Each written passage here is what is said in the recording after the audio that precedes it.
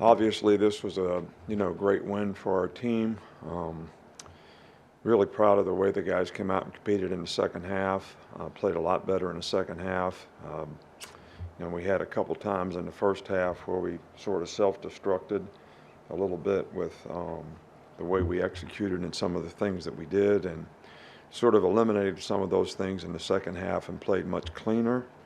Um, and I think played the way we would like to continue to play and hopefully build on that, and sort of show the players today when we watch the film, here's the reason that it worked and here's the reason that it didn't work, whether it's offense, defense, special teams, or whatever. And that's the way I think that you actually can have a chance to get better. So this is the first SEC road game.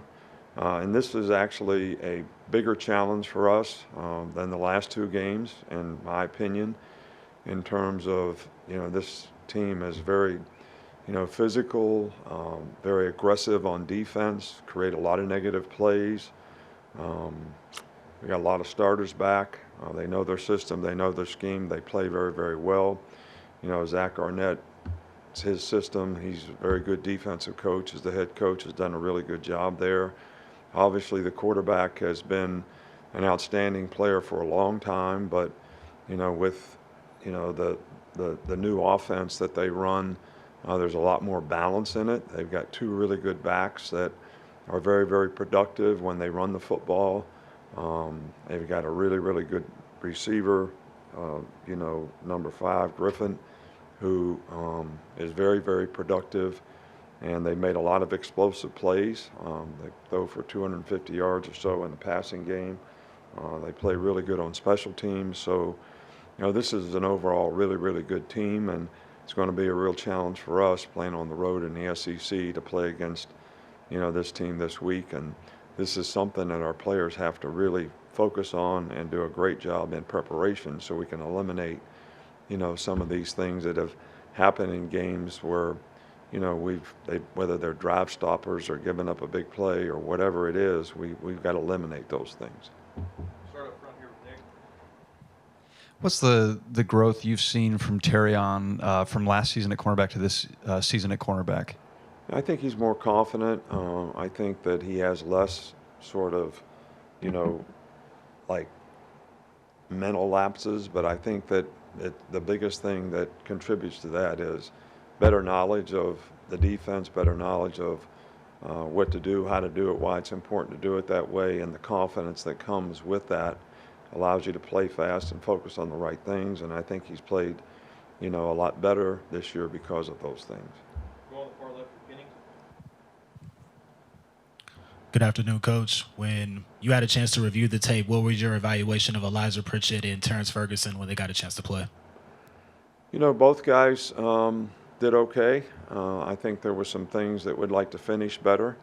I think the big, point of emphasis with our, offensive line is you got to get your second step on the ground. You got to get your hands inside so that we can finish blocks. And that would be the case with both of those guys, but it also is sort of an overall evaluation of what we need to do to get better in the offensive line.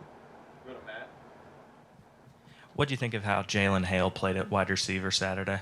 Yeah, he did a good job. Made some big plays. I think the big thing, with Jalen being a young player is got to know what to do on every play so you can go play fast and do what your job. And so we need to work hard with him to, try to get him to where he needs to be and make sure that he's out there playing with confidence and a good understanding of the overall system of what we're trying to get done on each and every play. Charlie. Yeah, hey, Coach. Do you have a better idea of where things stand with Deontay Lawson? And if he can't go, where do you turn from a defensive signal caller standpoint? Yeah, well, we played most of the game, this last week with, Jihad playing and, Tresman playing. So, that'll be the way that we go. Obviously, the depth at that position is going to become critical for us if Deontay can't go. So, and we'll keep working with these guys and try to get them ready to go this week.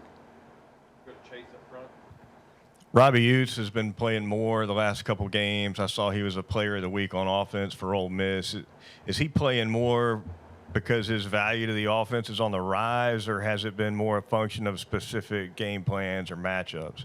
No, I think that, we trust the guy to do what he's supposed to do.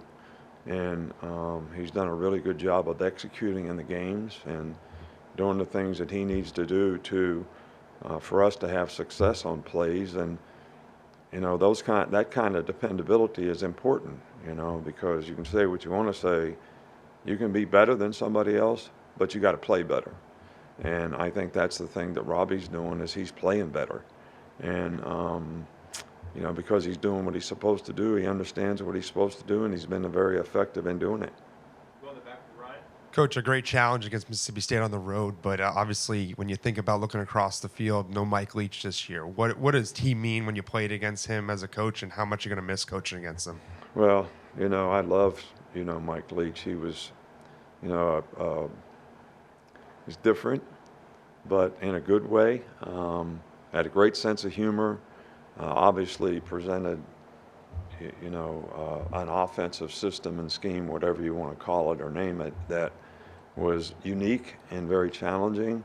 But he believed in it and, kind of did it his way. And I always had a tremendous amount of respect for him as a coach, but really liked him as a person. Go to Rodak right here. Rodak. Is there a chance to evaluate that sequence at the goal line after the block punt? Where do you think you can improve, and how much thought is there to going under center and maybe having a QB sneak in that situation? Well, there's a lot of thought about that. It was not smart on our part to do what we did, and then to get a bad snap after all that. But still, I'm not defending anybody, but with better execution, we shouldn't have snapped the ball over the quarterback's head. And we've got to get on the same page on the snap count. But I agree with you that, there's a time when it's 1st and 1 at the 1. Why do you need to be in the gun? Two more, Tony, and then Nick. This is the game against Mississippi State's one of the longest consecutive series in the SEC. Just what are your thoughts about, I guess, not having that every year, and what is this rivalry or this game been? What do you think when you look back at this game, having played it? Well, my focus is on this game. I don't look back at other games. I think there's a time and place to commiserate or celebrate or whatever you want to do relative to rivalries and the changing environment and landscape of college football. But to me, everything is about this game, our team, trying to get our team better, trying to get our team to play, winning football against a very good team. So I don't have a lot of thoughts or spend a lot of time at this time, thinking about those kinds of things. Finish up with Nick. I think Dallas has like 4+ sacks the last 2 weeks. Can you tell during practice that he's kind of taking his preparation seriously and is focused enough to deliver those efforts on Saturday? Well, I don't, Dallas has always been a really good player for us, and guy works hard in practice every day, tries to do everything his coach wants him to do. I think the team is important to him. He's been a good leader on the team, and sometimes you're fortunate to get sacks. Sometimes you do a great job of affecting the quarterback and you don't get sacks. So, and I think affecting the quarterback is probably a more important stat than actually sacking the quarterback. And how we can do that as a group is really, really important. And obviously, Dallas, Braz, and the other guys all contribute to that. But they all contribute to each other when they do get sacks. Whether somebody else pressures the guy, makes the quarterback move, gives you the opportunity, whether you beat your guy one-on-one or whether we, have some kind of a pressure that gives you an opportunity to go one-on-one and have a sack. So, some of those things are, they happen. They're not predictable. But when you have players that do the right things and work hard all the time and have really good ability, the chances of it happening for them are a lot greater. All right, thanks, Coach. All right, thank you.